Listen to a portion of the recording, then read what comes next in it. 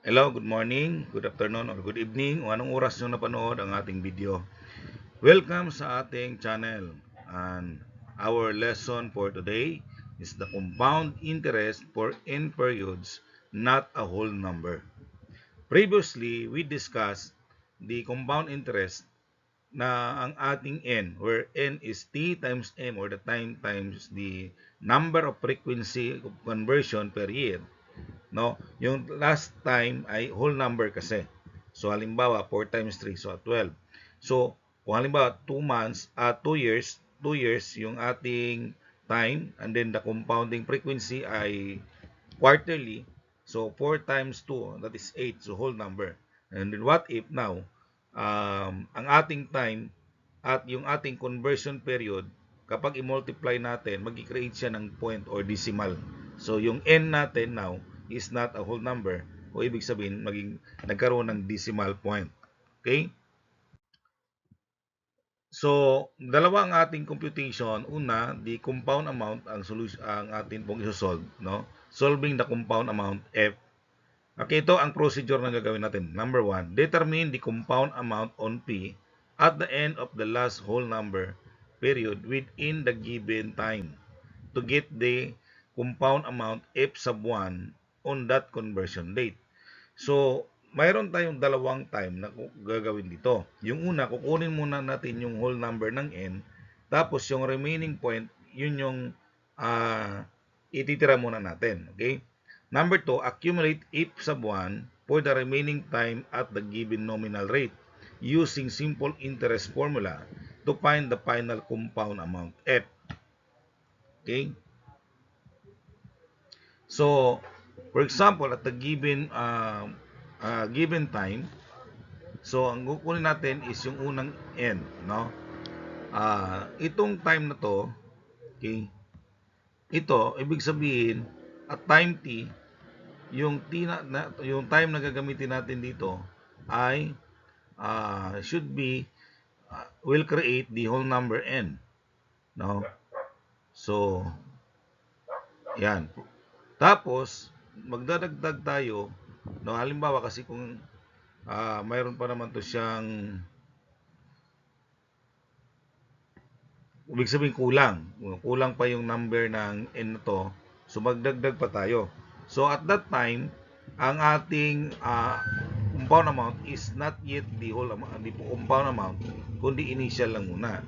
Okay, so mag-additional tayo yung natitirang number of months o number of days, doon tayo mag-a-add, no? I-add natin. Ito naman ang magiging ating principal amount ngayon. Okay? So, ang f sub 1 is, formula natin from P, okay? Mula dito sa P, papuntang f sub 1, that is, f sub 1 equals P times 1 plus I raised to N, the initial compound amount, no? Tapos, yung remaining, okay, ito from F1, so, itong ating f sub 1 now, ito naman ang magiging principal natin. Di ba? Kasi, nandito na yung pera mo eh. No? So, ang mangyayari niyan, F equals f sub 1 times 1 plus RT. This is the compound or the simple interest formula. Okay? So, to explain further, we have our example. Example 1. If the interest rate is 4% compounded quarterly, how much 15,000 pesos worth in 5 years and 2 months? How much is the compound amount and the interest? Okay? So, tinatanong yan, magkano yung compound amount at saka compound interest at the end of 5 years and 2 months. Ang ating rate ay 4% compounded quarterly. Ang ating principal ay 15,000. Now, ang time natin ay 5 years and 2 months. Alam natin, ang quarterly ay every 3 months. Tama? So, ang gagawin natin, our I is 0.01, or that is 0.4 divided by 4, and that is 0.01. Now, ang n natin, alam natin ang n ay t times m. So, 5 years times 4 conversion period, that is 5 times 4, and that is 20. Now, yung kasunod kasi ay 2 months, hindi umabot ng 3 months. No? Kasi ibig sabihin, may 2 months pa. Kung sana, yan ay 3 months, so pasok sana sa isang conversion period. Kaya lang hindi umabot eh. No? So, at is natin ang 2 months. Okay? So, solution to find for the compound amount F. So, unahin natin si F1 using the N which is 20. Yan. So, 15,000 times 1 plus 0.01 raised to 20. And using the calculation, we come up, yan 1. Okay? So, ang ating F sub 1 ay 18,302.85 pesos. Okay? Kasi, from here, so 1.01 raised to 20, tapos ito kapag ating i-convert into decimal, that is 1.22019 times 15,000, we come up this answer. Okay? But, the initial compound amount pa lang yan. After 5 years. Okay? Kasi ang ginagawa natin ay after 5 years and 2 months. So, may kulang pa tayong 2 buwan. Yan. So, using the formula ng ating simple interest formula, now we will use now F sub 1 as our principal amount here, or the present value during this time. Okay? 18,302.85 times 1 plus 0.04 times 2 over 12. 2 over 12 yung time kasi 2 months and over 12 natin for 1 year. Yun yung ating discussion on the simple interest formula method. Okay? So, kapag ito nasa ating bracket, okay, kapag ating i-solve using the calculator o compute natin, we come up 1.00666667, and that is tawag natin repeating decimal, no? So, multiply natin dito sa ating 18,302.85, we come up 18,424.87. That is our final answer. It means this is the actual compound amount after 5 years and 2 months. Okay? So, we have to find the compound interest. So, minus lang natin yung 15,000. Then, we come up 3,424.87. That is our compound interest. Example number 2. Determine the compound amount for 25,000 pesos invested in a business that yields 6% interest rate compounded semi-annually for 2 years and 10 months. Okay, ang ating given principal ay 25,000. Ang time natin 2 years and 6 months. Ang R natin ay 6% or 0.06. Ang I natin ay since ito ay compounded semi-annually, since ang M ay 2. M is semi-annually is 2. So, ang I natin ay 0.03. Now, ang ating time ay, since ito ay semi-annually, N natin ay 5. Bakit 5? Kasi ang 4 years, mayroong 4 na semi-annually. Every 6 months ang semi-annual. So, ang 2 years, mayroong 4. Now, ang 10 months, mayroong isa na semi-annual. Okay? So, kaya umabot siya ng 5. Tapos, since every 6 months ang semi-annually, may natitirang 4 months. Alright? So, compute natin ang compound amount using the simple compound amount formula. So, 25,000 times 1 plus 0.03 raised to 5.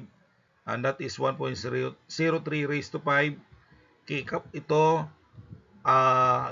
solve natin using the calculator. We come up 1.1592741. Okay? Times natin sa 25,000. Then we come up 28,981.85 pesos. But then, it is the initial compound amount. No? After 2 years and 6 months. Yan ang tinutukoy ko. 2 years and 6 months and that equivalent to N equals 5. Okay? Ibig sabihin, every 6 months ang conversion. Okay? Then, we have to accumulate F sub 1 to F, no? So, using the simple interest formula, again, ang ating F1 ngayon ay 20,981.85 times 1 plus 0.06 times 4 over 12, and that will become 28,981.85 times 1.02. Okay? So, ang final answer natin ay 29,561.49. That is now our actual compound amount after 2 years and 10 months. Alright? Finding the discounted amount D sub A or the present amount P. Procedure. Discount F for the smallest number of the whole number periods in a given time. Your answer will give the discounted value or the present amount P sub 0 of F at the date T sub 0 before the actual present time T sub 1. Then accumulate P sub 0 from the date T sub 0 to the present day T1 using simple interest formula at the nominal rate. So, example, you have to from F papuntang P sub 0. So, ang gagamitin natin, we have to add the whole number. Yung ibig sabihin, gagawin natin whole number yung N. So, magkaroon po tayo ng additional months or days para lang maging exact yung ating N is a whole number. So, that is from the time T sub 0. Ibig sabihin, hindi siya kasama dun sa time na ating pinag-usapan, kundi additional or dummy time lang po yan. No? Tapos, babalik ngayon tayo doon sa T sub 1, which is, ito lang talaga yung actual na length nung atin pong tawag doon, yung present amount natin. That's the location of P. So, ang gagawin natin, ibabalik natin. No? Siyempre, from left to right, gagamit tayo ngayon ng interest method. No? So, P sub 0 is equal to F divided by 1 plus I raised to N plus 1. Initial present amount. Bakit? Kasi nag-additional tayo ng 1 doon sa head N natin na maging whole number. Tapos, pagkatapos yan, to find P using the present, simple interest formula. So, P sub 0 times 1 plus RT. Okay? Example tayo. What is the present amount if money become 30,000 pesos after 9 years and 7 months of investment at the rate of 5% compounded annually? How much is the discount after 9 years and 7 months? Okay. So, 9 years and 7 months may discount, no? So, pabalik tayo doon sa present value. Ang R natin 5% compounded annually. So, M natin is 1, F is 30,000. Taamin natin 9 years and 7 months. So, babalik natin. No? Ang I natin ay 0.05 since M is 1. Now, ang N natin, bakit plus 1? Ito ay yearly. Yearly. Compounded annually. So, ibig sabihin, yung 9 years, ang kasunod na compounding period ay 10 years. So, kaya, para maging 10 yung N natin, mag plus 1 tayo. That is 9 plus 1. Yan. So, equals 10. Mayroon tayong excess na 7 months. Mayroon tayong excess na, 5 months. Bakit? Kasi 9 years and 7 months eh. So, kumbaga, pag yung gamitin natin 10 years, mayroon tayong excess doon na 5 months. Kasi 7 months, para magiging 12 yun, dagdag tayo ng 5 months. So, ang ating yung time natin dyan ay 5 months yung excess natin. Finding the present amount, P sub 0 equals F over 1 plus I raised to N plus 1. So, 30,000 divided by 1 plus 0.05 raised to 10. So, that is 30,000 divided 1.628894863. Ibig sabihin, ito, pag isolve natin ito yung lalabas niya, ha? Yan. So, P sub 0 equals 18,417.40 pesos. But it is not yet the present amount. Ha? Hindi pa yun ang present amount kasi ibig sabihin 10 years yan eh. Pero 9 years lang and 7 months kasi. So, pabalik natin to find the principal amount, the present value, P sub 0 times 1 plus RT. So, gamitan natin ang simple interest formula. So, 18,000, ito na magiging, natin, kumbaga, yun yung present formula dyan. At ito na ngayon, ang pabalik tayo papuntang parang pang full amount natin. Okay? So, 18,417.40 times 1 plus 0.05 times 5 raised to over 12. Okay, kapag itong nasa bracket, i-multiply natin, tapos plus 1, that is 1.020833 times 18,417.40, we come up 18,801.09. That is our final answer. Okay? This is the actual present amount after 9 years and 7 months. To find the discount, F minus P, discount from full amount papuntang present value. Discount tawag yan. Pag present value to full amount, that is interest. 30,000 minus 18,801.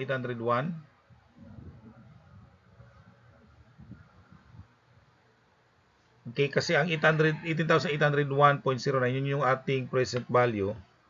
So, ang discount natin ay 11,198.91. That is our discount. Example 4.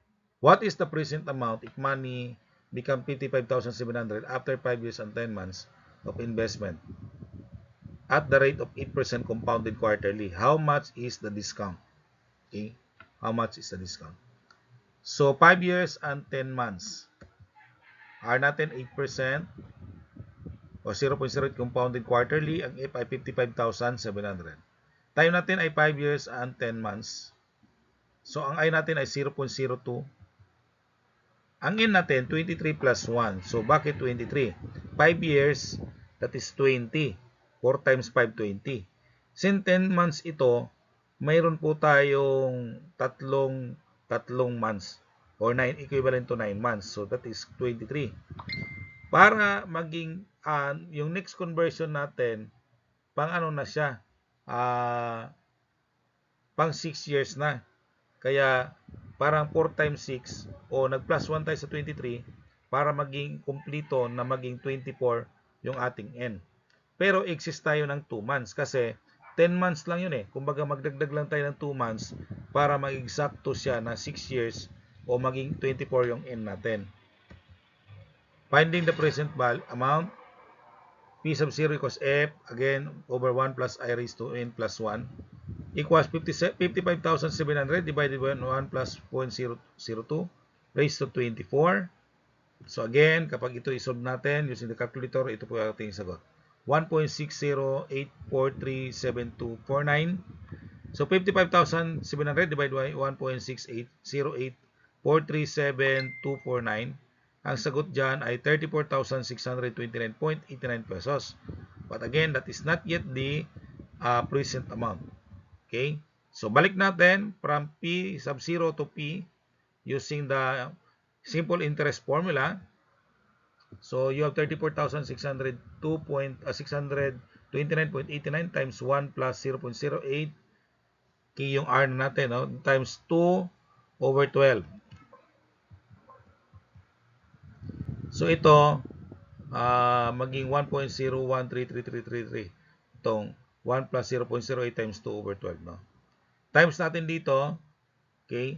So, we come up 35,091.62. That's our present amount. No? So, this is the actual present amount after 5 years and 10 months. Find the discount. F minus P, 55,700 minus 35,091.62. So, that is 20,608.38. So, the discount natin ay 20,608.38. So, this is your activity to answer. Number 1, what is 22,000 pesos after 15 years and 1 month if it is invested in a compound interest at the rate of 8% compounded quarterly? Determine the compound interest for 105,200 invested at 12 years, at 12% compounded monthly for 6 months and 10 days. What is the compound interest and compound amount?